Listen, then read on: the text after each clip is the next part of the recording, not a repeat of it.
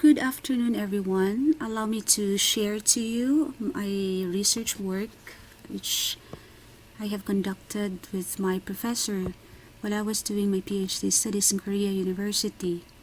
And with us also was a neurologist of Korea University Hospital, who happened to be a professor also in the same university. So this is entitled A Hybrid Machine Learning Approach Towards Efficient Objective Evaluation of Facial Paralysis. So these are the contents of the presentation. For the background and rationale, allow me first to define or take you to these keywords that we have used. That is the facial nerve.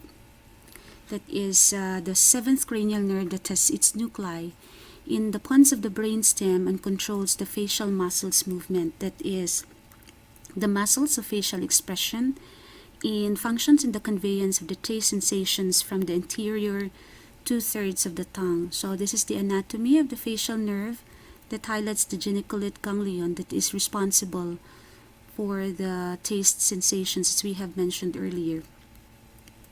So any neuromotor dysfunction of facial nerve would result in facial paralysis, or what we call the facial nerve palsy, and that loses voluntary muscles movement in one or two sides of the human face.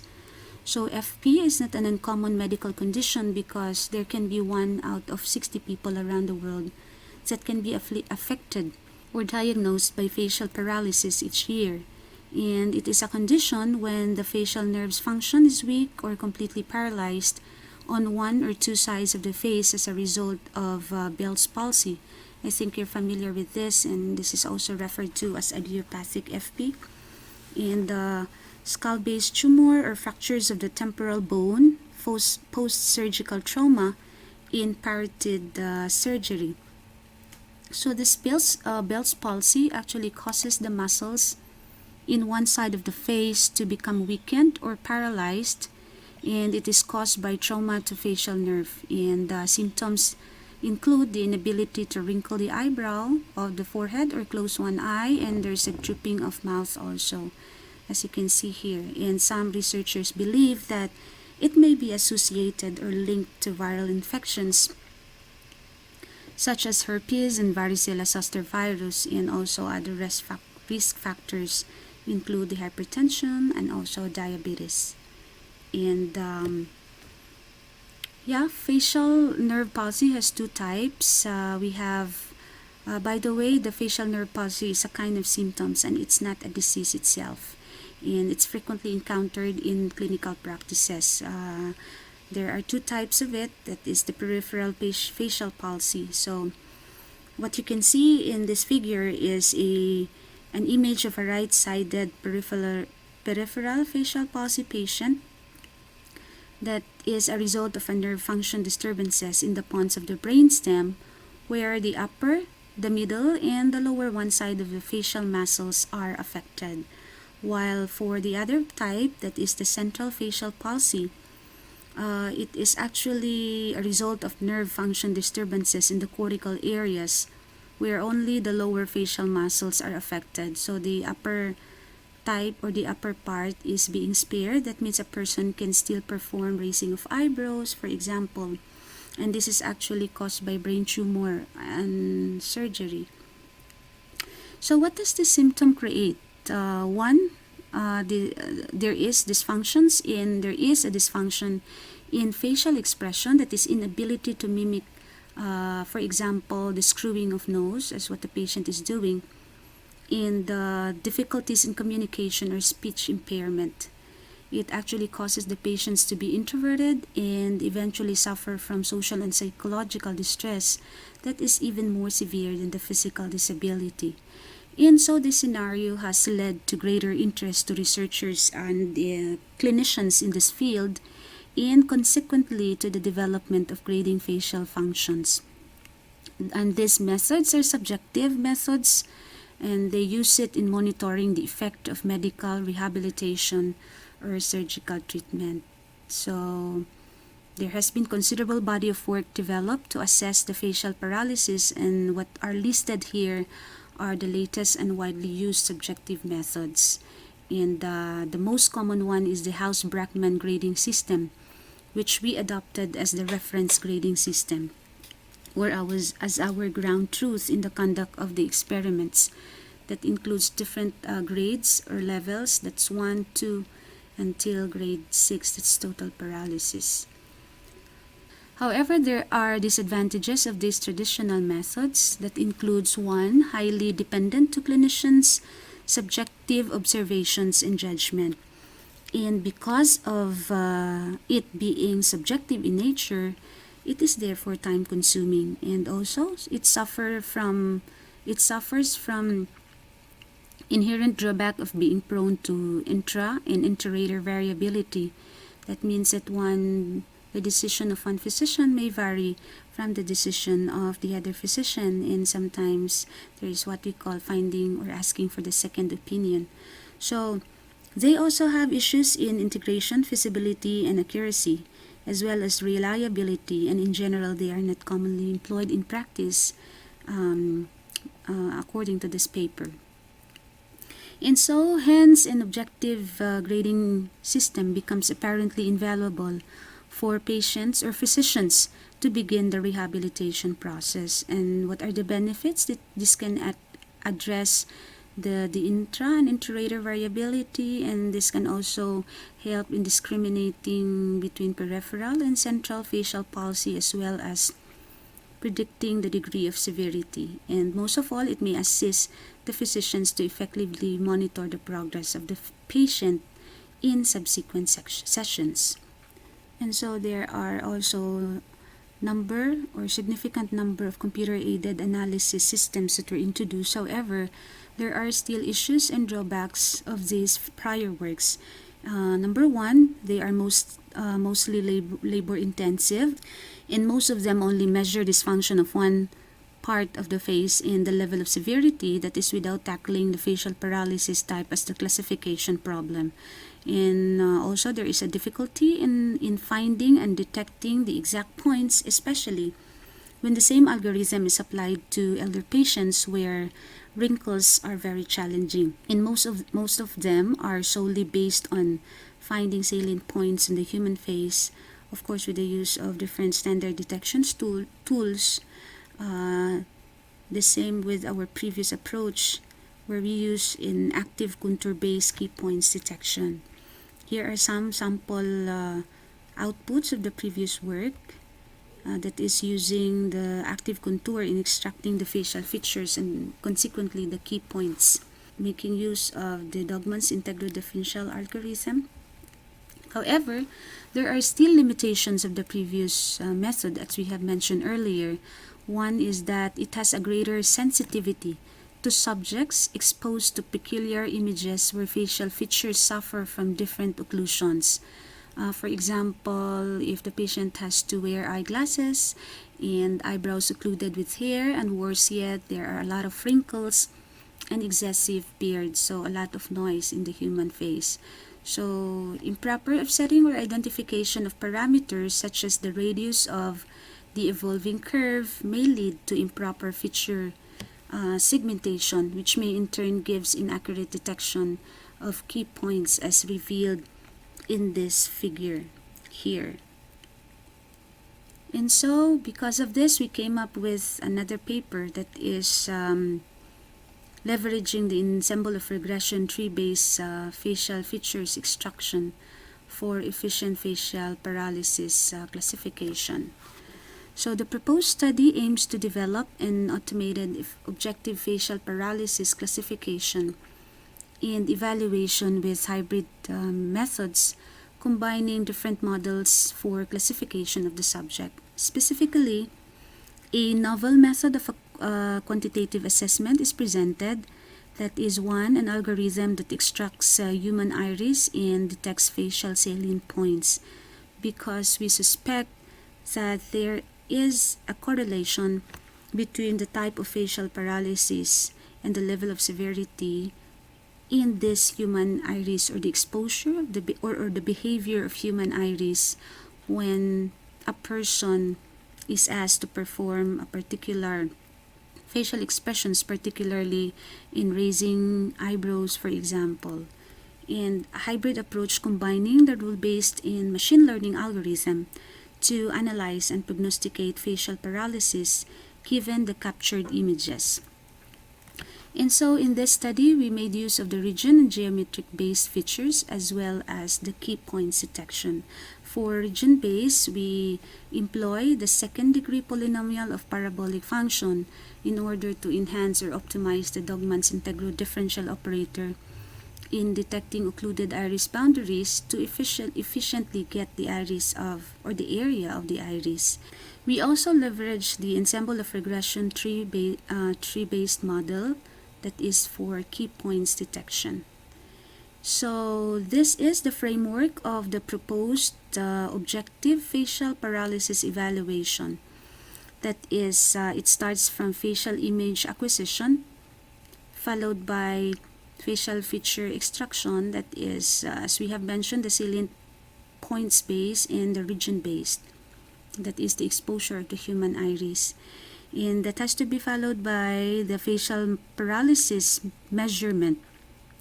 That is the symmetry interpretation, making use of the distance ratio from one point to another point in calculating the ratio between these distances in both sides of the face, and also the region area ratio. And we also, and finally we have this facial paralysis classification and grading using our hybrid machine learning. So by feature extraction, we mean finding the 10 key points on edges of the facial features, as you can see in this image. And the facial landmarks that we are talking about as these corresponding names, we have the supraorbital and the infraorbital, and we also have the inner canthus and the outer canthus, as well as the mouth angle.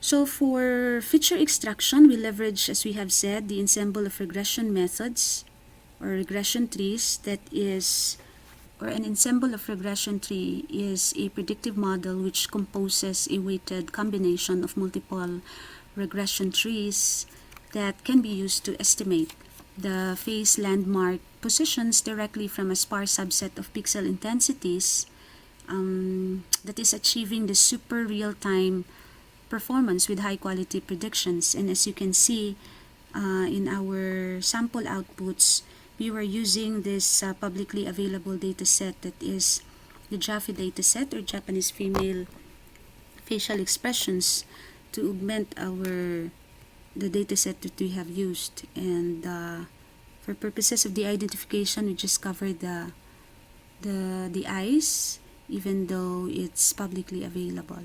For the iris detection, we base it on Daugman's algorithm. That is, this is a smoothing function, and the smooth image is then scanned for a circle that has a maximum gradient change, which indicates an edge, thus detecting the human iris. However, there's a need to optimize the integral Daugman's algorithm in order to address those peculiar images. And so we have this proposed algorithm, that is, we have detecting the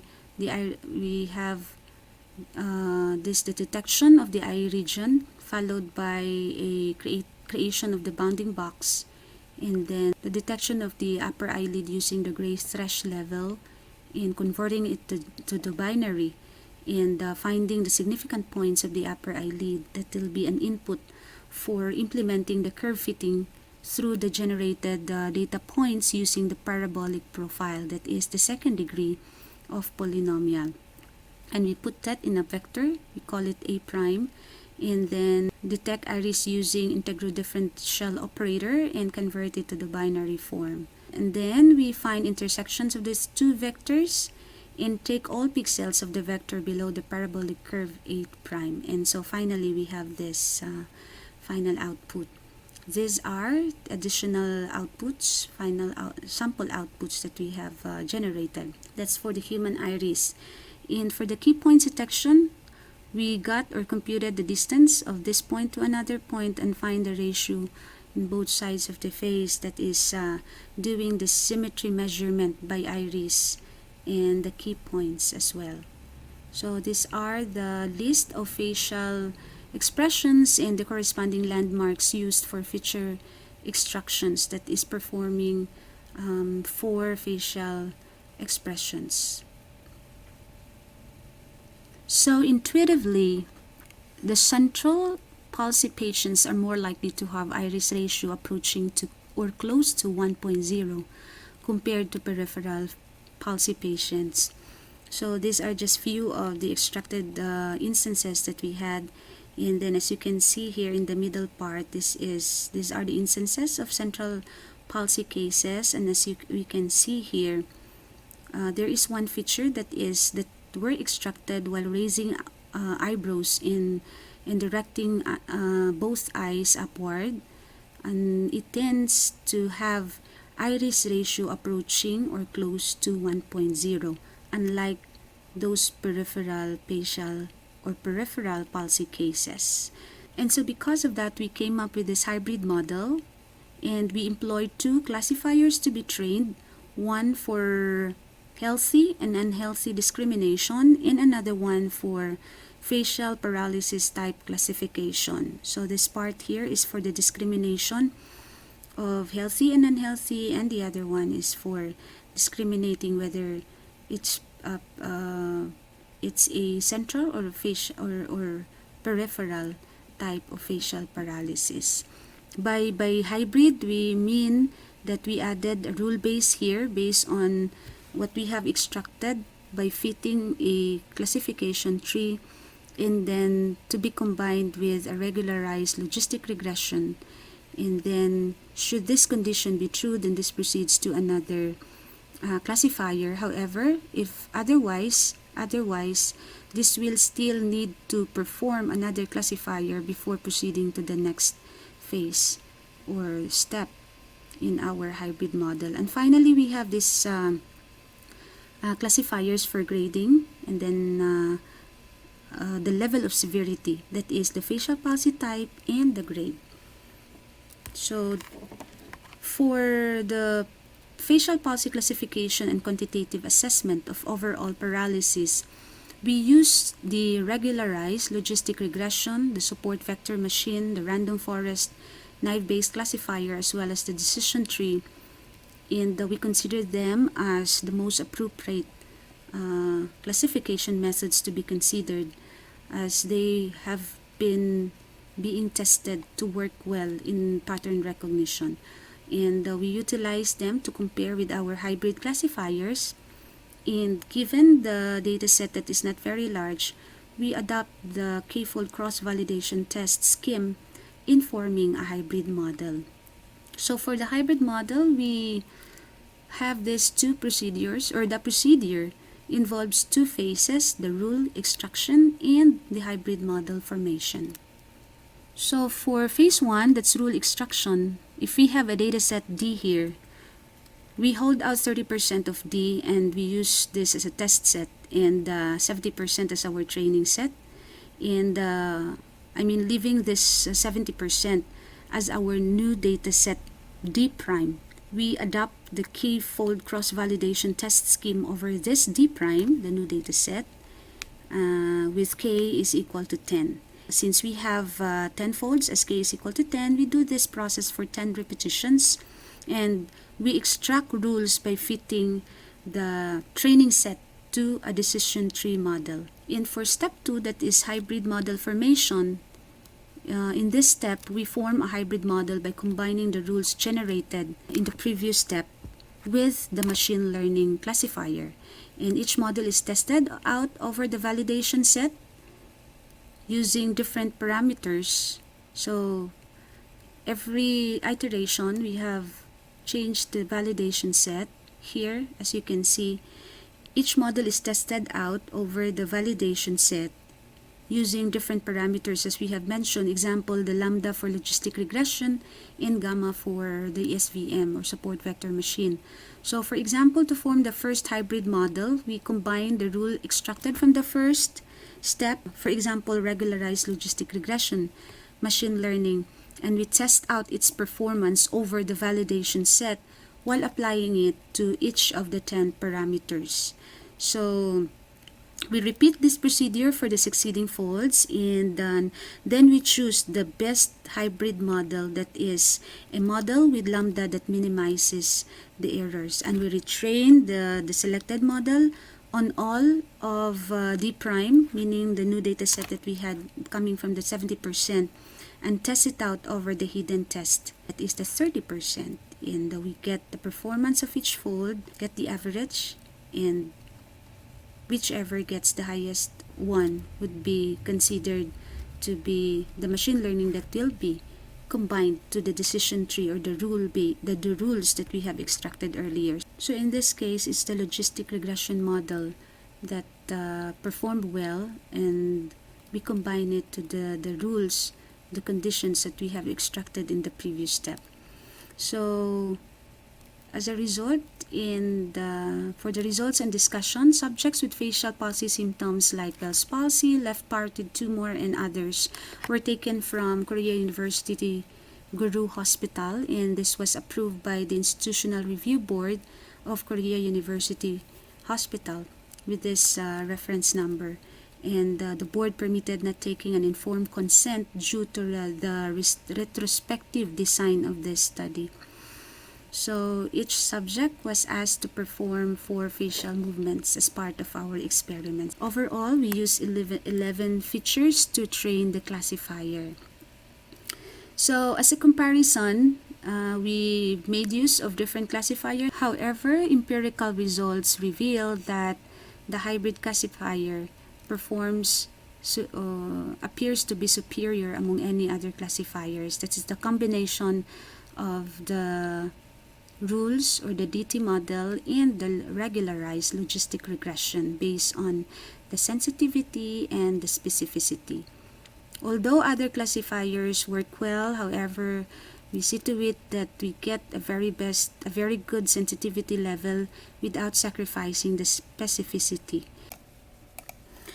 So we also have here the comparison of the performance of the 3 methods for healthy and unhealthy discrimination. That is, in terms of sensitivity and specificity, as well as the area under curve, there is a significant increase of this performance measure compared from the previous approaches or the previous studies that were presented.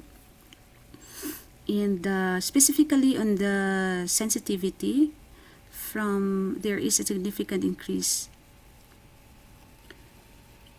And as we compare the performance of the 3 methods also, in terms of facial palsy classification, our approach appears superior among any other methods that were presented in the previous studies. That is, specifically on the area under curve, we have 97.48% and a significant increase of sensitivity from 91 to 97%, as well as in specificity. So also, we did comparison of the performance of the 3 methods for objective facial palsy grading, that is in terms of the region or the area of the mouth, the forehead, the eye, and the overall HB grading. And again, empirical results reveal that our ensemble of regression tree-based approach in extracting the features with the combination of our hybrid model work well compared to other previous methods, with an overall HB grading of 95.2%. So it outperforms the previous approach, that is specifically the lac-based key points feature extraction, most particularly in the regions of forehead and the eye, with a significant improvement of 8 and 10% respectively. And of course, most importantly, as I have mentioned earlier, we have 95.2% for the overall grading that is achieved by our proposed approach. So to illustrate the diagnostic ability of our classifier, we create a graphical plot called Receiver Operating Characteristics, or ROC curve, that shows the graphical plot while varying the discrimination threshold. In this ROC curve, is a plot of the true positive rate, as you can see in the y-axis, in the false positive rate in the x-axis, and that is for every possible classification threshold. And the true positive rate, also known as sensitivity or recall, actually answers the question, how does the classifier predict positive when its actual classification is positive, while on the other hand, the false positive rate is known as fallout or probability of false alarm. That answers the question, how does the classifier incorrectly predict positive when the actual classification is negative. So as you can see in this figure, the area under curve for our proposed algorithm is 98.34%, and others are 95 and 93 respectively.